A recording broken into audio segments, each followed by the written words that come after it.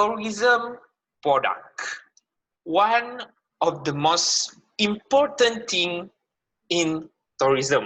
Without tourism product, you cannot start a tourism.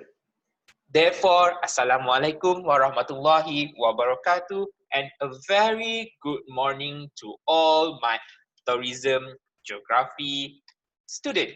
Okay, hi, Muhammad Irfan, Mr. Muhammad Irfan here. So today we will learn a new chapter, that is chapter 3, overview of tourism product. Okay, why tourism product is very important. Okay, this is the important thing that you have to remember. Tourism product will determine the type of tourism of a destination. Okay, I repeat, tourism product will determine the type of tourism of a destination. Okay, so there are so many tourism product. For example, tourism product is university is also tourism product. If people go to a destination because they want to learn something, they want to get the education from a university, for example, RCC, Regal City College. Okay, so we will regard it, we will consider it as an education tourism.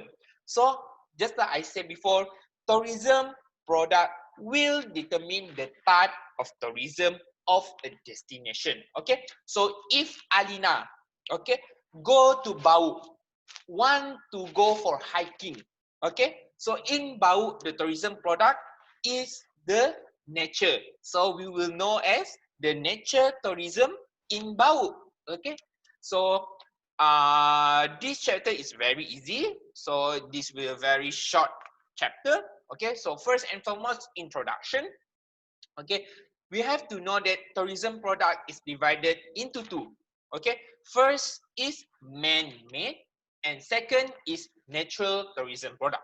Okay, for example, the man-made tourism product is just like I said before in the example, university is man-made tourism product.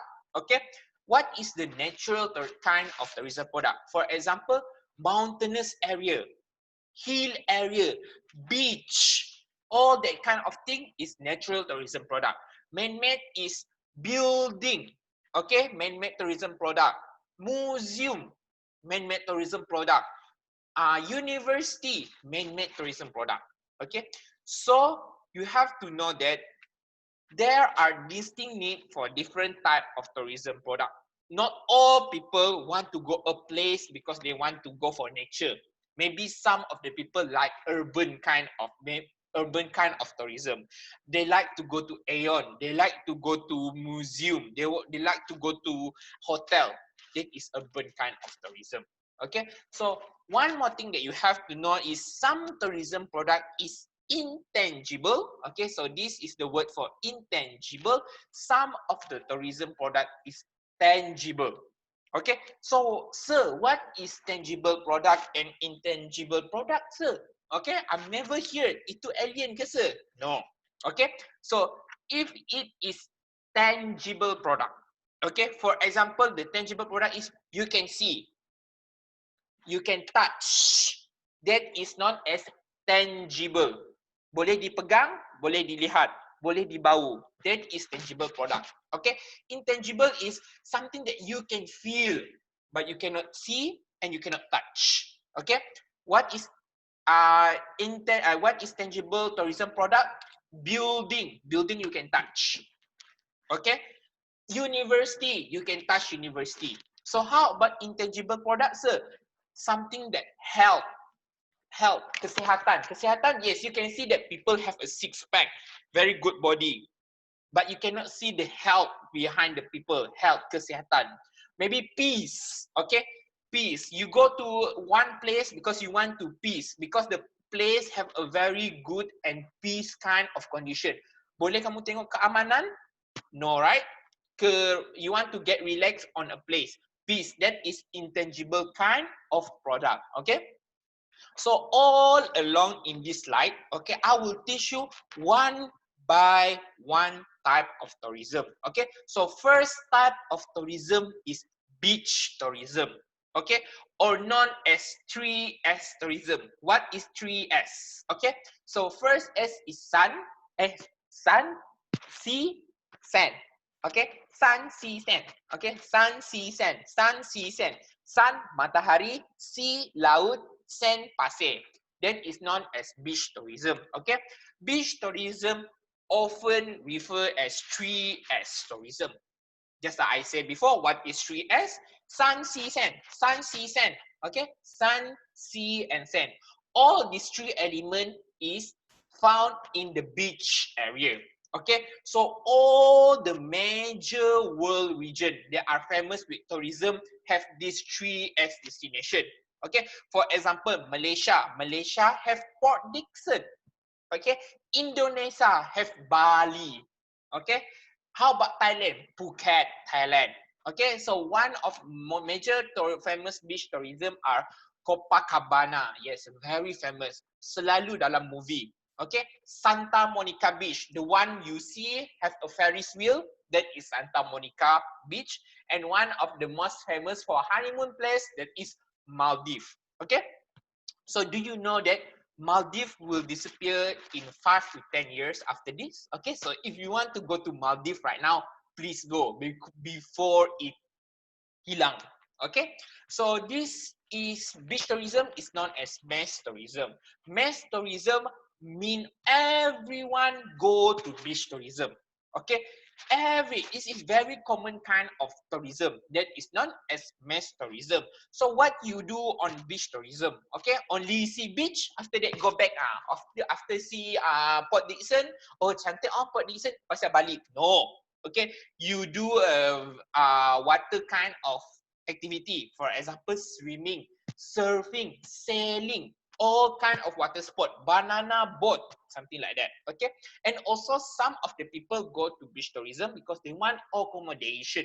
For example, hotel near beach, villa near beach, camping site near beach. Okay, homestay near beach. That is known as beach tourism. Okay, so second kind of tourism is quite interesting kind of tourism. Maybe some of you have know this kind of tourism. Maybe some of you do not know what kind of tourism is this. Okay, so it is sex tourism. Okay, so you as a tourism student, I'm not really teaching you to go to a tourism place and have a sex, but you have to have a very open-minded. Okay, because we as a tourism student, we have to communicate to all kind of tourists after this, regardless of their religion. So we have to be open-minded, and not really restrict on, oh, sex tourism si bagus, si bagus. No, it is not good to go for sex tourism. No, we just learn the knowledge. Okay, so what is sex tourism? Okay, sex tourism is travel to a different location for the sake to have the sexual activity. Okay, particularly with prostitute. Okay, so it's quite surprised that for you lah, because we are Malaysia, do not really go for this sex tourism, but it is very famous in the world.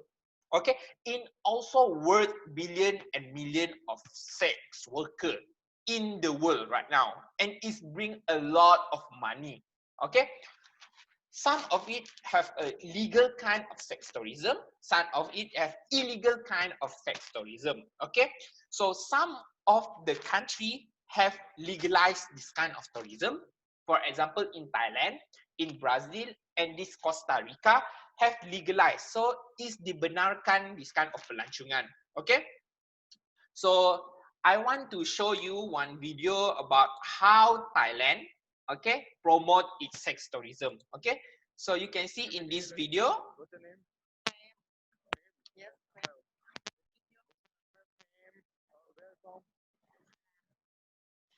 So in this video, they show that how Thailand have a sex tourism that is legal. Okay, legal. Okay. So this video is in Tamil. Okay. So he want to ask the question: is sex tourism is legal in Thailand? Yes, prostitution is legal in Thailand. Pelacuran.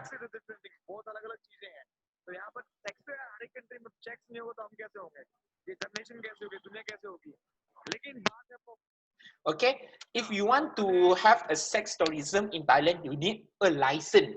And also, they have a security guard that will protect the people that are having the sex tourism.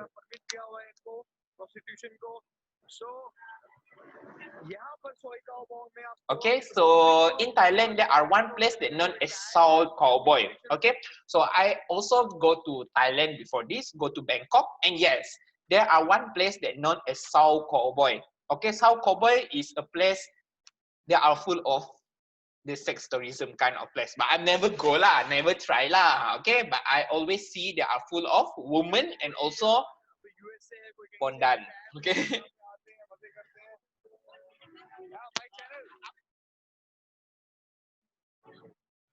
So we will fast forward. Okay, so this place is very famous with US kind of people and Canada kind of people because they want to seek for sex tourism. So maybe I can put after this the link in your WhatsApp group to talk about the sex tourism. Okay, so last but not least, the sex tourism is more about the men that seeking for a woman for sex. But some of the sex also go for women seeking men or men seeking men. That is gay and lesbian. Okay. So the next is nature tourism. So I will skip for the nature tourism because I have one subject, okay, for you to talk about all about nature tourism. Okay. Next is adventure tourism. Okay, so what is adventure tourism? Okay, adventure tourism is actually a travel, a kind of tourism which the combination between the nature and sport tourism. Nature tourism, sport tourism bergabung adventure tourism. Okay, so because is this adventure tourism is majorly conducted on the natural area. Okay, for example, you can first see is bungee jumping. Okay, on the highest bridge in Kitty. I think this is the highest bridge in. I also not sure in the world. Okay, and hang gliding. This is known as hang gliding in Kitty Hawk. Okay, Kitty Hawk actually a desert. Okay, a gurun pasir, padang pasir. Okay, a gurun, a desert. Okay, this is adventure tourism. This is adventure tourism is quite expensive because you require a specialized equipment. Okay, training and also risk. Okay, risiko.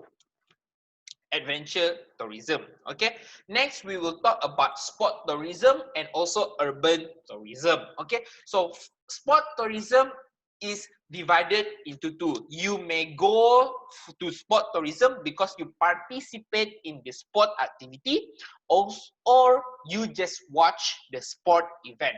For example, Alina pergi ke Kuching kerana ingin memasuk pertandingan olahraga. That is known as sport tourism. Or Alina go to Kuching because she want to see perlawanan Sarawak menentang KL, Kuala Lumpur. That is also known as sport tourism. Okay, you travel because you want to participate in sport or to watch the sport event. Okay, so but you have to know sport tourism primary motivation is to see or watch or experience the sport as a leisure activity. Okay, for example, in the British Virgin Island, okay, so you can see in the picture, it is famous for sailing destination, belayar, kapal layar, okay? Or in Korea, South Korea, one of the famous sport is martial art, taekwondo, judo, all that kind of martial arts. So next will be we talking about urban tourism. Okay, urban tourism is quite popular because urban tourism is considered with other kind of products such as culture and heritage kind of tourism. People go to urban tourism because they want to see the culture, maybe the heritage. Okay, or the attraction of the town and city. For example, people from Cebu do not have Aeon big. The Aeon. Okay, they come to Kuching because they want to see the attraction in the town itself, that is Aeon. Okay, so it also offer a great and comfortable facilities. Maybe before this in Cebu there are no Hilton hotel. Okay, so they go to Kuching because they want to seek for great and comfortable facility, that is 5-star Hilton hotel. For example, urban tourism is people want to go for modernity. Maybe you want to go to KL, you want to see LRT. What is MRT? What is KTM? Okay, the kereta api. Okay, for example, in New York, in London, in Dubai is one of the famous urban tourism destination. Okay, so next we will talk about heritage. Oh no, it's cultural tourism. Okay, one of the earliest kind of tourism. Okay, some of the people go to a place because they want to seek for culture. They want to see what is the city arts, what is the architecture of the place. Okay, what is the old kind of culture and custom. Okay, custom is just like culture.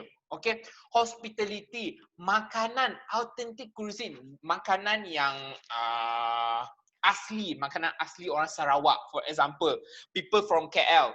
Okay, for example, Mira Filzah. Okay, want to eat mi belacan or laksa Sarawak. So she and her wife and her husband come to Kuching because he want to seek for laksa Sarawak. So laksa Sarawak is something the cultural food, authentic food of Kuching. So she will known as cultural tourist. Okay, so it's based on human kind of attraction. All the thing is all about human attraction. For example, the building is made by human. Custom culture is made by human. Okay, because they want to see the lifestyle of human, clothing of human, music of human. So the example of the place where are having a very good cultural tourism is Hagia Sophia. Okay, Hagia Sophia is one of the most famous attraction in Istanbul. Okay, if you want to Google for Hagia Sophia, there are so many history of Hagia Sophia. In the picture is Hagia Sophia, Central Park, New York, Taman Budaya Kuching. All the thing is known as cultural tourism. So rural and agricultural tourism, both of these things is related to each other.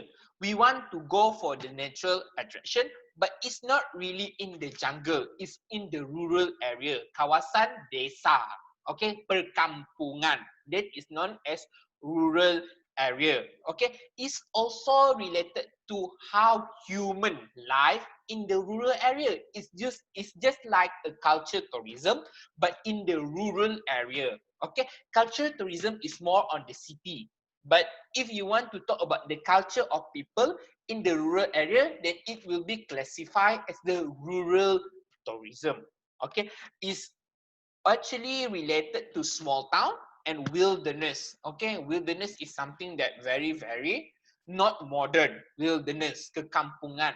Okay, sometimes people want to go for peace. They want to go for something that not modern. They don't want their jam or that kind of thing. So they go to the rural area. Okay, they want to see all the view, the nice view of the kampung. They want to go for country picnic. They want to go for hunting. They want to go to fishing. So all of this kind of experience is available in the rural area.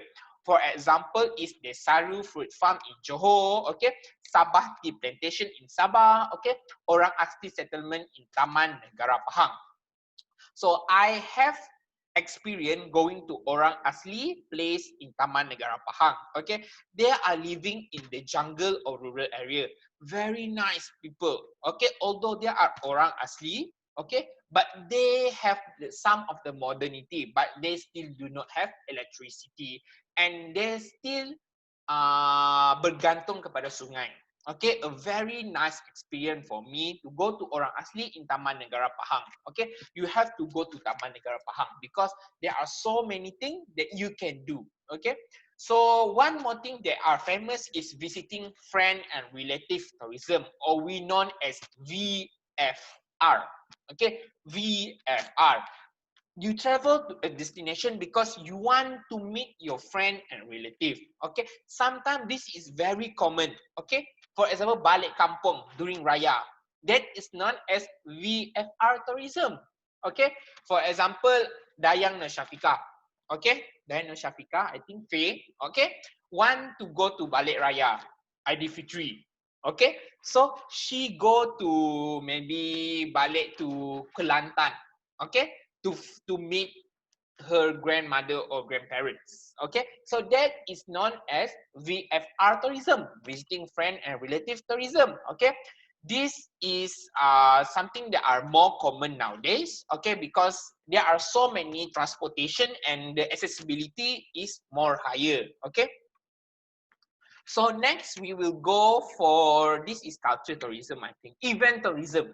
Okay, I think this is event tourism. Okay, event tourism is known because of the special event of a country, of a destination. Okay, so people want to go for a certain place because of the annual event. For example, in Sarawak, we have Rainforest World Music Festival. Okay, and maybe Coachella event, one of the most famous event that are for hippies and for someone that want to go for hipster, something like that. This is known as Coachella. Okay, so special kind of event we have long been attraction for a localized market and have generated a day trips. Okay, usually this event tourism is only for one day or maybe for 1 week, but usually it's 1 day kind of event. Okay, that is the specialty of event tourism. I think this is volunteer tourism, or people start to know it as volunteerism. Okay, it is traveling to another place to volunteer. Okay, for example, in Gaza, in Kota Kinabalu, because you want to volunteer and give your help, you are willingly to go to a place. Okay, so in the definition you can read by yourself: traveling to another place to volunteer one time, providing aid, assistance with the local development, contributing to the conservation effort, and participating in research project and more are known as volunteer tourism. You go to a place and you want to help someone, that is known as volunteer tourism. Okay, so this kind of thing is not really popular, okay, and not really mass tourism.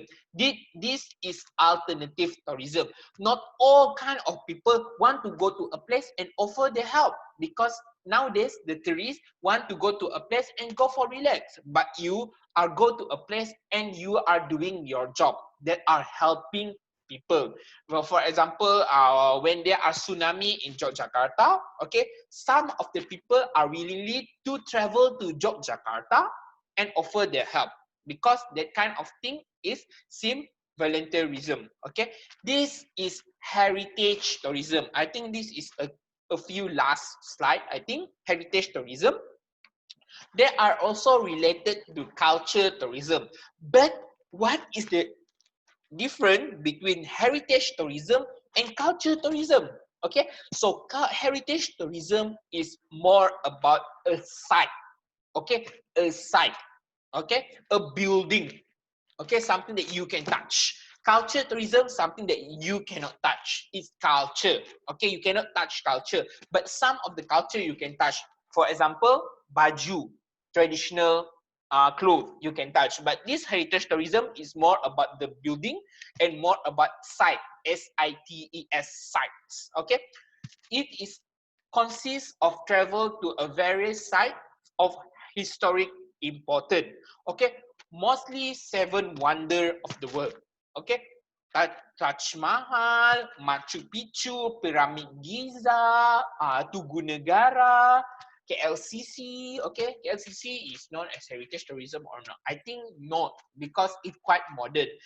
So how we want to know a site or a place or building have their own heritage? Maybe because of the natural feature. For example, Gua Mulu. Gua Mulu have their own heritage because the first people in Asia is found in the Guamulu.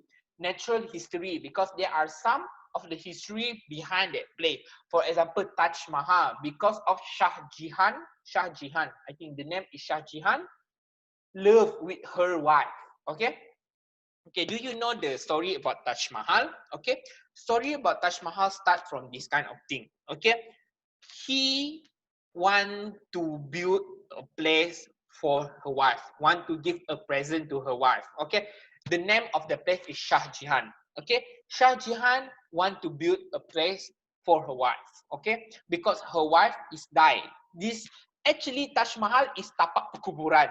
You know, tapak perkuburan for her wife. Okay, so he want to build something good for her wife.